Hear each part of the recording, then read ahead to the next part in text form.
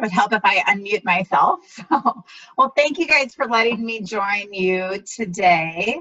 As Jordana mentioned, so I'm Kirsten Fox, the director of the Placement Exchange. And full disclosure, this is actually my first year in this role. However, I have been on the other side of TPE in the past. I have been with an employer for multiple years through the Placement Exchange. And back before TPE was TPE and we just had placement, I was a candidate back in placement when I was a grad student back in 2000. So I just dated myself quite a bit, but that was 19 placements ago that I went through. So I've been in your shoes for those of you that are, going to placement. I've also been in a variety of jobs. So if you aren't going to TPE and just job searching, I have obviously been a candidate many times as well. I joined TPE actually from a student affairs background. So I spent over, 18 years on college campuses working in a variety of roles. My first job right out of graduate school was in residence life and housing. My next job was in student activities, where I spent quite a bit of time. And then I transitioned into kind of leadership development roles.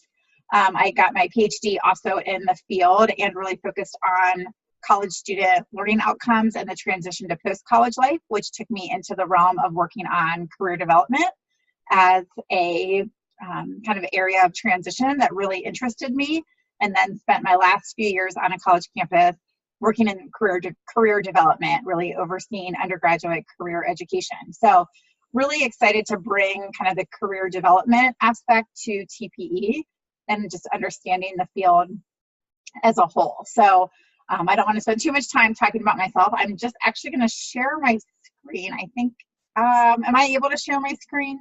Oh yeah, there it is. Okay. And I don't want this to be too presentation-like, but just to have it, I figured this might be a little bit easier for you to see some more information. So I think most of you probably know about TPE just with your role as a NASPA GAP, but NASPA is one of our main sponsoring organizations. So we are actually 7 national associations make up TPE. NASPA and ACUHO-I, which is the housing association, are the 2 presenting partners, as I like to call them. So they have kind of the biggest stake in the game. But we also partner with NACA, Campus Activities, NODA, Orientation, ASCA, Student Conduct, AFA, Fraternity and Sorority Advisors, and then Higher Ed Jobs. So we have all come together to really put on TPE. Most people know TPE as our on-site event, and the spring event that happens right before NASPA's annual conference is by far kind of our flagship of what TPE is. However, that's also only a part of TPE. We have just recently added a second placement exchange, the summer one, which happens right before ACUHO-I's annual conference and expo. So that will take place this summer. We can talk a little bit more about it actually up in Toronto. It's a much smaller, more intimate kind of job search setting. And then we have our online job board, which I looked before this meeting just because I was curious. And we have about 500 positions posted right now on the online job board. And we'll have approximately 2,000 every year. The trajectory of what a job search season looks like has changed, where it used to be everybody was sort of searching between March and May, and now there'll be openings in August or October or January. And so we will get postings throughout the entire year. And then last but not least, we also try to offer educational resources really geared towards the candidates. We also do some employer resources as well to help them with running a job search, but really geared towards candidates. And so we have quite a bit of online webinars, career coaching advice, different elements. If you haven't checked it out, I would encourage you to search our YouTube channel with all of our past recorded webinars. So we have lots of seasoned employers that have presented on a variety of topics, not only this year, but every year, and they're all in that library. And I think they give really good advice. So I would definitely encourage you to check that out. I don't know how many of you are going to TPE this year. Let me see if I can, oops, having trouble changing the slides. There we go. I think as everybody knows, it's right before NASPA's annual conference, so it's March 6th through March 9th. We will expect approximately 10,000 interviews to take place. So if you haven't seen it before, imagine a large kind of college fair or career fair where it's in the expo hall with lots of tables and lots of chairs, but even more so than a career or college fair where we'll have over close to 300 institutions will attend this year. Being in LA, our numbers are a little bit lower than past years, but still right around that close to 300 mark. We'll probably get to when all is said and done. But many will have multiple tables. We have quite a few schools that will have 6 interview tables because they're interviewing for multiple positions, for example. So we'll have over 550 tables alone that will be doing interviews throughout the 3 days. And again, kind of all types of functional areas. So that being said, and I don't know if I don't see anything in the chat function yet. I also wanted to talk a little bit about kind of the job search process, just so that you have it, but feel free to interrupt with any questions that you might have. So I think most of you know, right, but when we think about our application materials, our resume and our cover letter are kind of the 2 main things. And with those of you that are going through TPE, right now you can upload those on your candidate profile on the TPE website. And if it's helpful, I can also pull up the website. So just chat or let me know if that would be something that would be helpful to do. You don't have to be attending the on-site event to have a candidate profile. So I definitely encourage everybody to have a candidate profile on TPE's page. And you Kirsten, I have a quick question about the candidate profile. If they are a first-year grad student, is that not a good time to put that on there, or are there things that come up on the website itself that might be helpful, like internships or fellowships or associate or assistantships? Yeah, that's a great question. For the most part, we only have full-time positions, so I wouldn't use it as a search for kind of summer assistantships, or if you were to look for, a NOTA internship or a Kuhoi internship. We don't post those on our site because our partner associations will post those directly. And similarly, other universities, if they might have a fellowship or an internship, they don't use our site. In part, probably because they know they won't get as much traffic, so it's probably not as good of a resource for them as well. But as a candidate, you don't have to have, you can make your profile private, so you can still log in and create an account just to search around. I always say in the job search process, it's really good, for those of you that are in your first year, look around to see what types of jobs are being posted right now. And then also look at what are the kind of qualifications or requirements they might be asking for. So if you do have another year before you're doing that job search process, you can try to figure out, oh, this is something I'm really interested in, and I see that they asked for this type of experience, which I don't yet have. How might I try to accomplish that in the next year before I apply for that position? So there's no harm in just kind of looking to see what's there. You probably don't want employers contacting you at this point because you'd have to continue to politely decline and say, oh, I still have a year left to my program, which is a process of the system. Employers can reach out directly to candidates. But as long as you keep your profile on private, nobody would see you, but you would have the ability to kind of see all the jobs that are out there, which is a great option. Just in case you haven't seen it, I'll show you really quickly.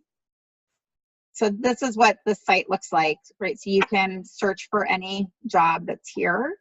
If you just wanted to sort of peruse the account one night while sitting on the couch watching television, you could really look through, right? So right now we have 433 individual positions. Some will have more than one job at a time. Event post means that it's actually happening at TPE and that they're conducting interviews on site at the spring event. If it does not have event post, it means that it's just an online job. But again, you can view any of the job descriptions. As I'm logged in right now, it shows I don't have an account. Again, it's free to create an account, so I would definitely do that. Likewise, even with our career resources, You don't need to have an account to check everything out in the career resources, but again, there's no harm in creating an account. But you can see some of the upcoming, webinars, for example, or check out that YouTube channel that I mentioned, and it'll link directly to the TPE list of all of the different topics that have happened over the past. And you can see the ones we've been doing recently as we're gearing up towards TPE on-site this spring. But then if you keep scrolling down, it goes long time, right? 3 years ago even. And a lot of those topics are still current topics. So I would definitely encourage you to sort of peruse those if you want. Take this back off without closing my, okay. So just kind of quickly back to the job search, right? So resume and cover letter, you can host those on your candidate profile. You can also send those if you're going through TPE to any job that you see that you're interested in. And again, even if you're not going through the on-site experience, obviously you send a resume and cover letter where you're going. I was talking with a group of employers this morning, and I guess the pro tip I would give is always make sure that you're addressing the cover letter to the correct institution. A lot of times as people are applying for 15, 20, 30 jobs at the same time, they forget to kind of change some of those names out. And that's a really easy way to sort of be dismissed right away, even if you're one of the best candidates that might be applying. And that's, I always say the resume and cover letter are really kind of your written mission statement. They give that broader perspective of who you are and what you have to offer. But then you really want to sort of sell yourself in your networking, elevator pitch, interview process. And that's where the TPE on-site allows you the opportunity to have a lot of those firsthand interactions with employers, both through employer receptions that might take place on-site, as well as through all of the interviews. And even informal conversations as you're waiting in line for coffee, right? Or waiting at the hotel for an elevator and you see somebody as an employer. It's a great opportunity to just kind of introduce yourself as a candidate. It's a small field, as I'm sure you have already become aware. And so even if they are interviewing for a job you're not interested in, they might know somebody who is interviewing for a job you are interested in, right? And so again, that first impressions really matter because you never know who might end up hiring you there or have somebody in mind that could hire you, or they could be looking to hire again, 5 years down the road and you become a candidate again. And then obviously your online presence as well is a piece of the job search process. And, your TPE profile is one of those online areas. And then as well, thinking about your social media accounts, particularly use LinkedIn to your advantage in case employers are looking. Obviously, Facebook and Snapchat and Instagram, though I don't know if you can, I don't know really anything about Snapchat, so that might not be a great example that people can search, but no, employers are savvy and do search social media accounts of candidates. And so I always just say you want your impression that you're giving in person and on your resume and cover letter to match the impression that you're giving in your social media presence as well, because they definitely will search, especially before maybe inviting you for an on-campus type of interview.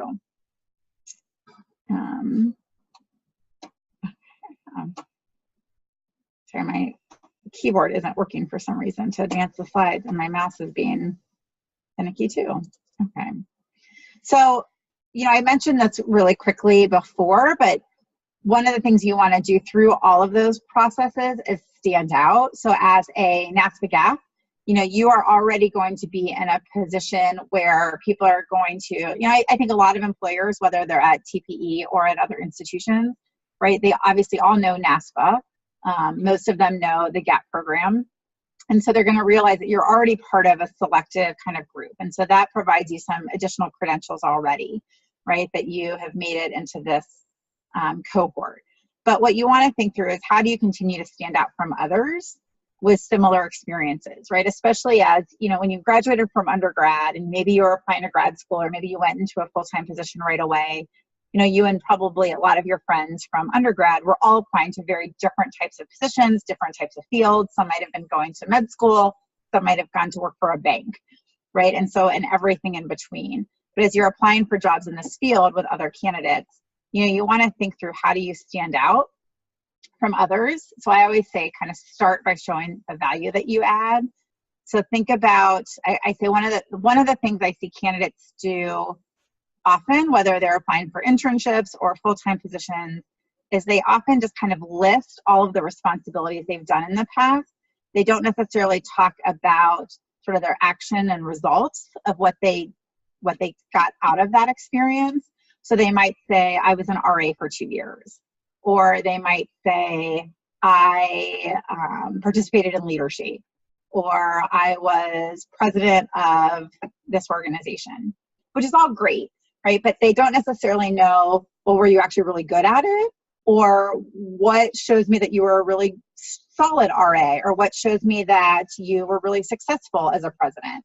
And so you not only want to talk about what you did and kind of list those tasks, but then also say, what were some of those actions that you took? Did you transform an event by recognizing that marketing wasn't something that had been successful in the past, so you worked with somebody to really create a marketing campaign? Or you helped provide mentorship and it was successful because more people came back for a second year, right? What were some of those actual actions that you took, and then what were the results from those actions? And I think if you list those, it's going to be a lot more memorable for an employer that's listening to what you did, because they might see a lot of resumes that show somebody was an RA for a lot of years. So actually talking about some of those actions and results you took and using those examples are going to be how they remember you. And then tie it back to the employer that you are interviewing with as well, so that you can say, so for example, I saw in your job description that this person would be responsible for doing social media marketing, and I have all this, and as you can see, I have this experience, right? Make sure that you tie it back so they can see you in that role as well. And I think that's something that's pretty easy to do, but gets forgotten quite a bit because it's much easier to just rattle off our experiences that we've done. Okay, so kind of going back, I feel like I'm going a little bit all over the place, but wanted to touch a little bit more just on that job search process in general. And we've already talked about quite a bit of this. But for those of you that are going through TPE, hopefully you've received our emails with all of our different webinars that we have been offering from now until TPE. And then we'll continue to offer some after TPE as well. And as I'm sure Jordana can tell you, we're actually going to spend the Saturday after TPE doing some kind of roundtable discussions, thinking about next steps after TPE, after being a candidate as well.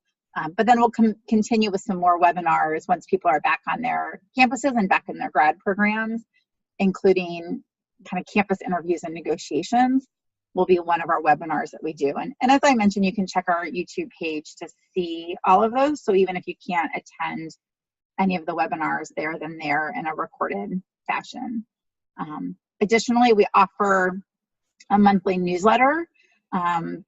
This one went out just yesterday. We'll probably do more than one a month in February, just because it's a busy time before the onsite takes place. We also offer one-on-one coaching, both in advance of TPE as well as on site. We have a volunteer corps of coaches that sign up to provide great advice to candidates. We are actually looking to expand this for next year to really be a virtual coaching that happens all year. So not only for our candidates that attend TPE, but also for job seekers that maybe aren't able to get to TPE, but would still benefit from a mentor. So that's kind of something exciting to look forward to. And for those of you that are about to graduate and land your job, come back next year as a volunteer. That would be great. And then we also do a boot camp, which is just what it sounds like. We do a boot camp the evening or the afternoon before TPE starts, where we practice. We do a lot of mock interviews. They get kind of a behind-the-scenes tour of what TPE onsite actually looks like. They get to register a little bit early and actually check in. There's some focus groups and roundtables led by people in the field.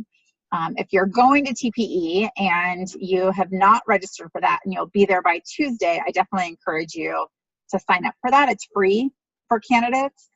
So as long as you are able to kind of get there a day early, it's a great opportunity. And then kind of last but not least, and again, I'm happy to send this out. I just put together kind of a job search checklist. And so this is whether you're going to TPE or doing a job search kind of on your own. Think about what interests you. What are your unique characteristics, right?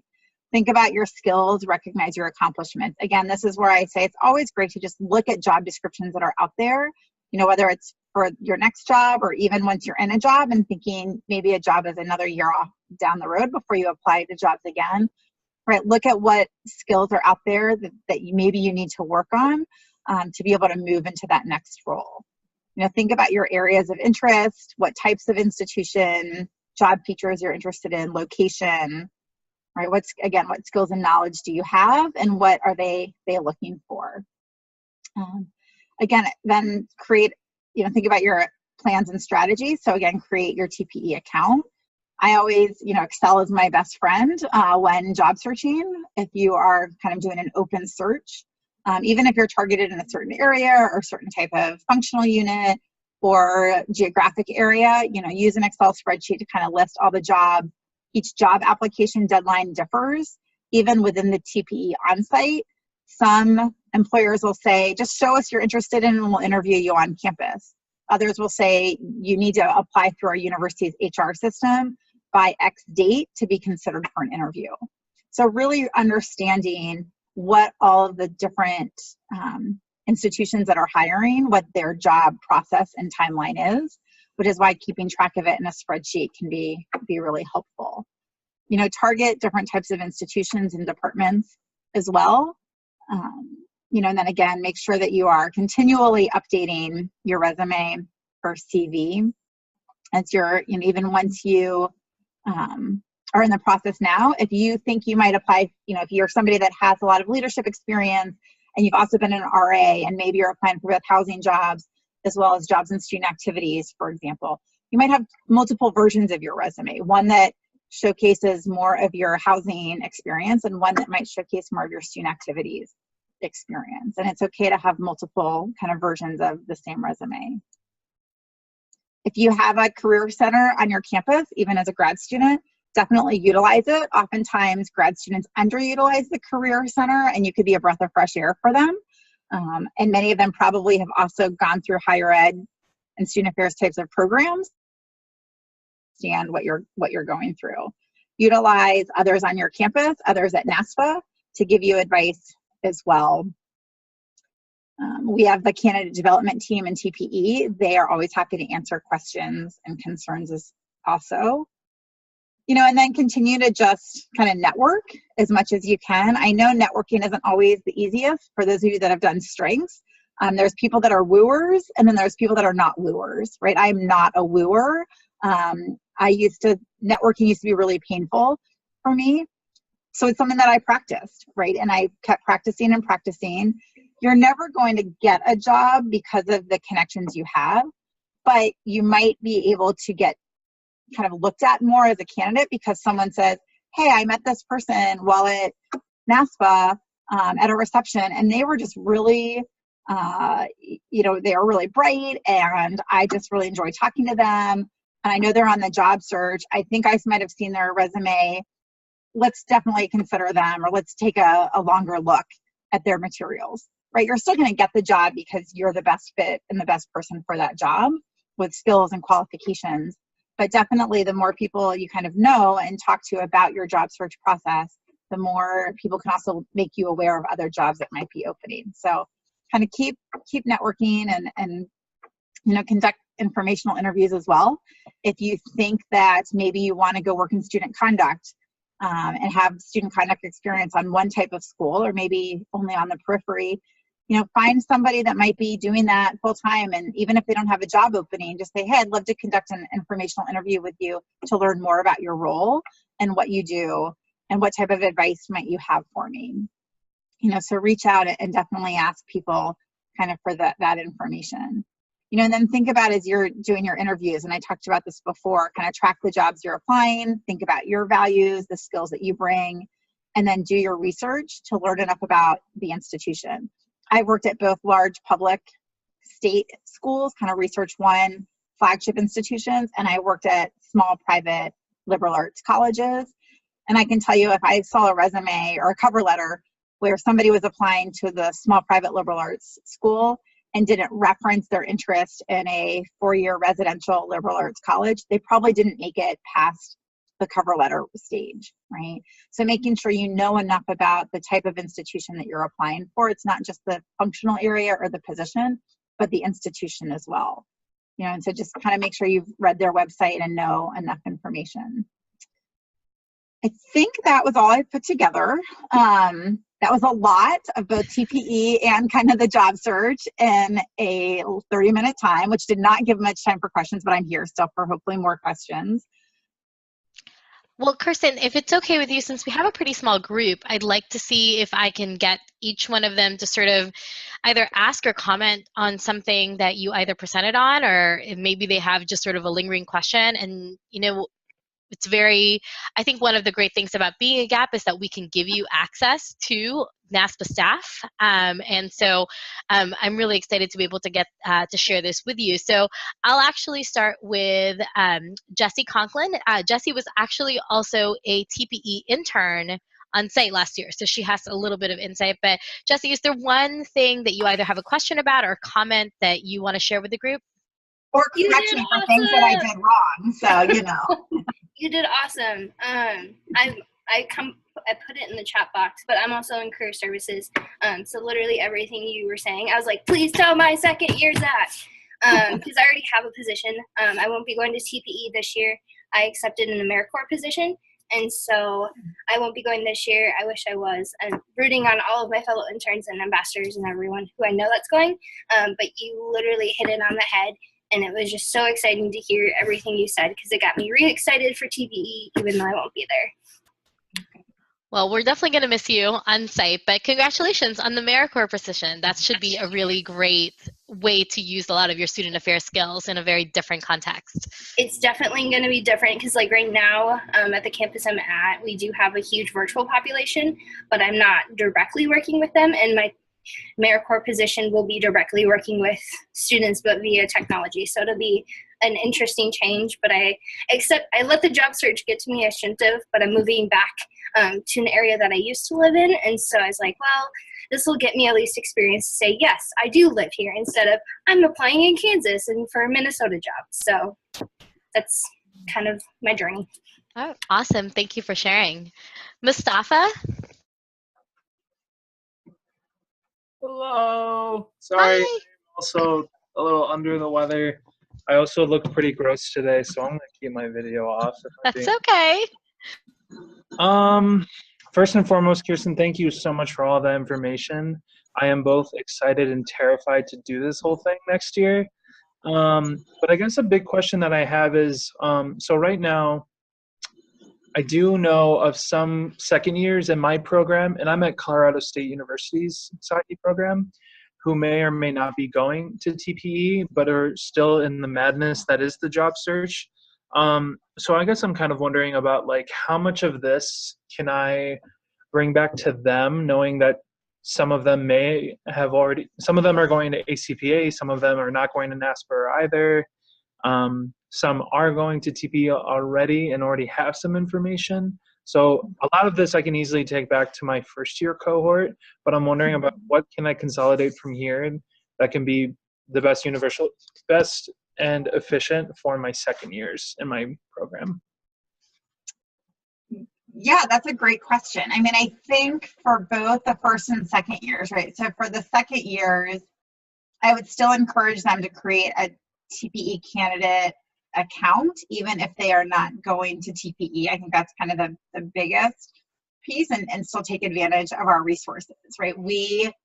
It's free to create the account. There's nothing lost, but only the potential of things gained, because they will have access to so many more positions than any of our other kind of student affairs placement organizations might have, especially because we are 7 of the associations together, kind of do our job board. So I would definitely encourage them to do that. If they are still on the fence, I think one of the things that I mentioned this earlier is oftentimes people might think, oh, well, it's in California, I'm looking only at East Coast schools, so I'm not going to go to California.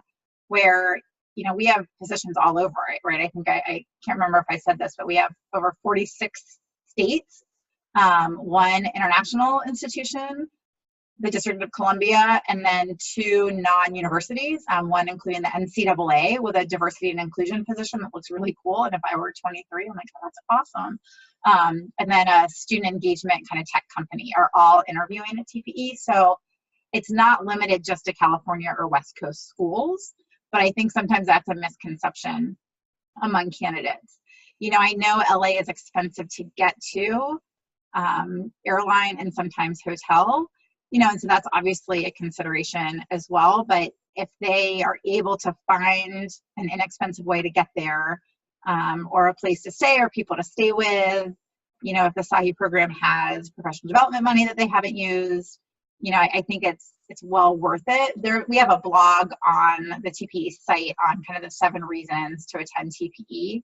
I think that's a really good thing for all of you to check out, to also kind of showcase back. And I'll put the link in the chat here in a second. That's a great thing to share out, particularly to second years. You know, and I think the other thing with TPE is it's not just a resource for your first job. It's also, we have a mid-level candidate room. Actually, the summer on-site, we're transitioning. It'll really be more geared towards kind of next level positions, so not geared towards first time, kind of first, you know, early professionals, but more second, third, fourth job out. You know, so TPE is also not just for graduating grad students going into the profession. And so I think letting them know, even if they don't use it or utilize it this year, they can come back to it as either an employer or a candidate in the future. You know, for the first years, right, I think it's just letting them know next year will be in Austin, Texas, is where TPE will take place. And so I think there's, you know, that's just a fun city for, I think, most grad students to kind of go to. You know, UT Austin's obviously right there, and there's lots of great music and food and other things going on. But I think we'll see just as many, if not more, employers and interviews next year. So again, you know, over 300 institutions. And there's just no other place that you can have that much access to institutions. And even if you end up not getting a job from TPE, or if there's not the perfect job, it's still a great way to make connections, which again could go into a second, third, or fourth job. You know, I still keep in touch with some people I interviewed with for my first job out of grad school at TPE that I'm not in anymore, right? Luck would have it that we've changed jobs enough that we've crossed paths at other institutions since then. Great, thank you. And thank you, Mustafa, for that question. Renee, any comments or questions, TPE or just general job search related? Yeah, can you guys hear me okay? Awesome. So I am going to TPE, and I'm coming from Florida to TPE, so I'm very excited, but a little nervous. But I guess my question is there like a timeline in which we should be expecting to be able to set, like I know that interviews are open to be set up, but is there kind of a timeline for that, or will it all just kind of happen very quickly? Because I've heard back from some schools, but not others. And so I think that's a great question. I think it really varies. I mean, I think definitely, I noticed just from, I assigned all the tables for schools last week. And so when I did that, I can see when they've last logged in. Some are logging in every day and looking at candidates.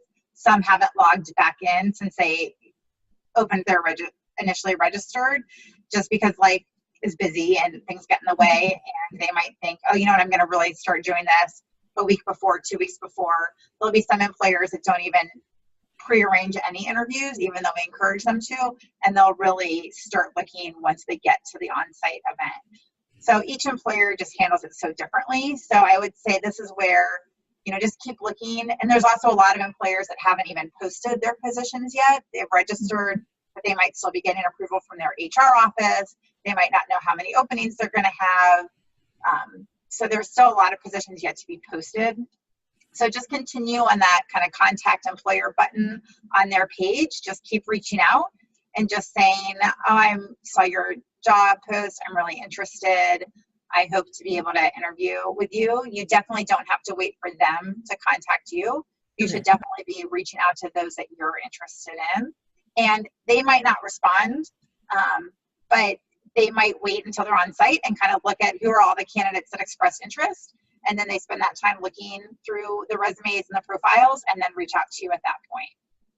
Okay, that's awesome. Thank you. I appreciate it. And also check, I was talking to a candidate this morning and a couple of the messages came to his spam folder. Mhm. So I tried to put that in the candidate newsletter this morning because it was right before I sent it out. But definitely also check your spam folder just in case. Awesome. Thanks. Yeah. Thank you. Sam? Hey there, can you guys hear me okay? Yeah, we can hear you. Okay. Thank you, Kirsten, for your presentation. That was very helpful and informative. Unfortunately, I have to go in a second, but so this is just a quick question. I think I'm the only GAP associate with international status, which means I will require sponsorship upon graduation and working. That creates a lot of barrier and obstacles from my previous experience and peers that applying for jobs and going to interviews, it will always end up with the question, oh, are you authorized to work? I mean, I will be authorized to work for a year because of my post-completion OPT, but then after that, it always bumps into the question of, oh, we have to sponsor you, which I know some of the colleges will find it hard, or they're not willing to hire a student with international status and spend the extra effort of actually sponsoring them to work. Although I'm very professional in the student affairs and international higher ed and stuff like that. So my question is, how do you properly and appropriately, just bring up that question and, kind of to see or kind of feel if the employer, are feeling you and are actually willing to authorize you or sponsor you? Yeah, that's a great question. And so, Sam, first remember, I mean, you are authorized to work, right? You just need somebody to sponsor you. And so, to your point, and I used to see this a lot with our undergraduate student population as well, working in career services. The good news is compared to a lot of other fields, a lot of institutions are actually much more inclined and equipped to sponsor international hires. I think that's where you might want to look through some university web pages and also see, I mean, if you think of a lot of faculty positions, there's many faculty that are international.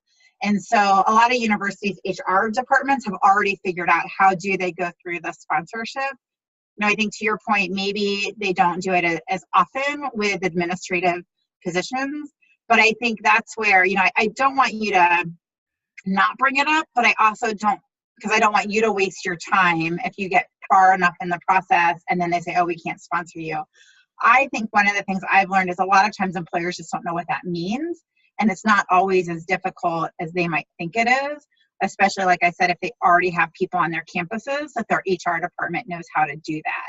So I wouldn't mention it too early either, because it might because again, oftentimes they just don't know, and so just, continue to showcase who you are as a candidate, and then they become interested in you as the candidate. And then, I would actually, just like any other kind of job negotiation, you don't want to put too much on the table until you get to that on-campus interview spot. Just like you often don't ask too much about salary or other elements of the benefits. And I think that's more of the time where you then kind of can disclose you're international and there would be sponsorship. You have a year, what it might look like after that. And I think at that point, right, if you're the candidate they want, they're also going to work with their HR office to try to figure out how do they make sure that happens. And I think then you can also work with the university's HR department to figure out what does that look like. Okay, thank you so much. Thanks, Sam. Basti?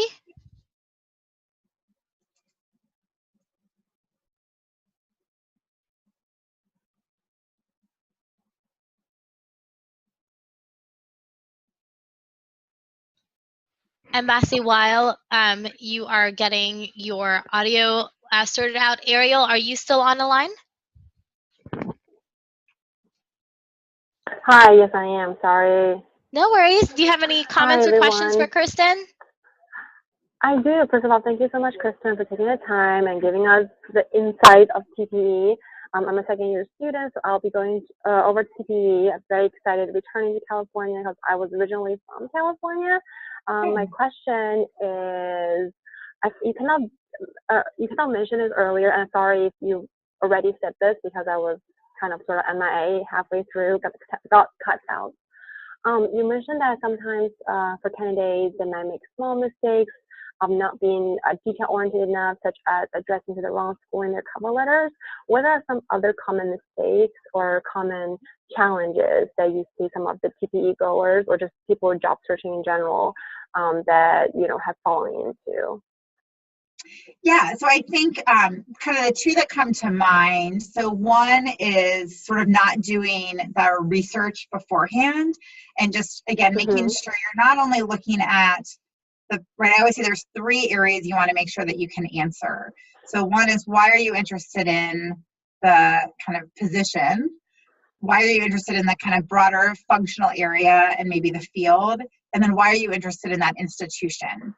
So especially at an event like TPE, where there's so many institutions, it can be hard, and if you have back-to-back interviews, you could be like, wait, okay, I'm going from, Ohio State University, which is a 4-year school, to then I'm interviewing for, Pomona College, small private liberal arts in California. They're so different from each other.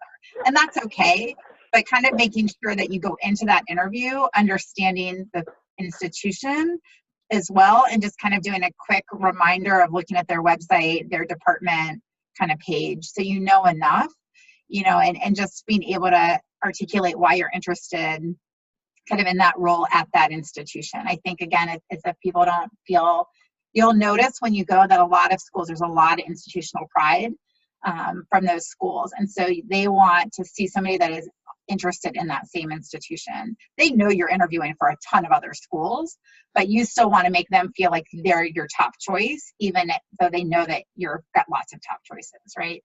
So I think that's one of them. I think the other is not coming prepared with questions to ask the institution.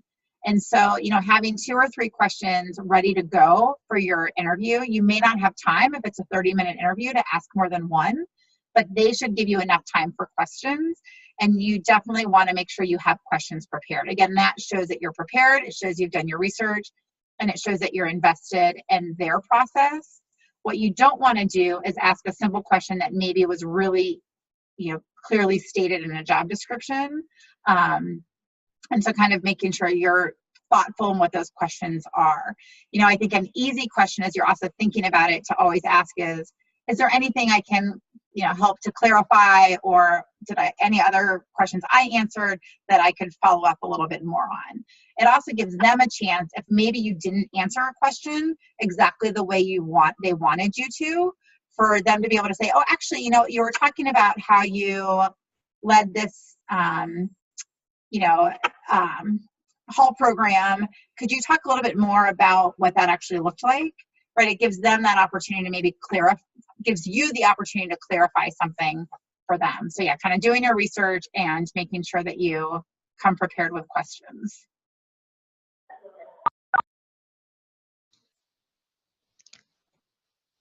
Great. Thank you so much, Ariel, for those questions. I don't know if we have any other questions for those of us who are still on the call. For those of you who are still here, as I mentioned, I took down the names of everybody who joined the call this afternoon, and I've been recording the session, so I'll be able to go ahead and send this information out so you have this for reference. Kirsten, is there anything else that you wanted to, any sort of last final words for everybody? No, I think for those of you that are going through it, just, good luck. Be yourselves. Remember that employers aren't only interviewing you, you're also interviewing them. And so when you go think about, is this a position you see yourself? Are these colleagues that you want to work with? Kind of try to be yourself and relax as much as possible. Easier said than done when you're a candidate interviewing for jobs, and you can often feel like your, future depends on it. But you are all incredibly bright and talented. You wouldn't be GAPS if you weren't. And so I have no doubt that things are going to work out for all of you. So just kind of come and enjoy the process as well. Meet other candidates. Candidates could become future colleagues, whether it's your first job out or your next job. And so take that time. There's, I think, a good bond that always happens between candidates at the process as well. So just kind of enjoy yourself as much as you can, and I'll be around the whole time. So come find me and introduce yourself and let me know how I can be helpful. And for those of you that aren't going, feel free to reach out to me at any point with questions as well. Great. Thanks, everybody. Thanks for joining us this afternoon. Have 10 more minutes of your day back, and hopefully you have something fun planned, or it's probably just classes. So have a good rest of the Monday, y'all.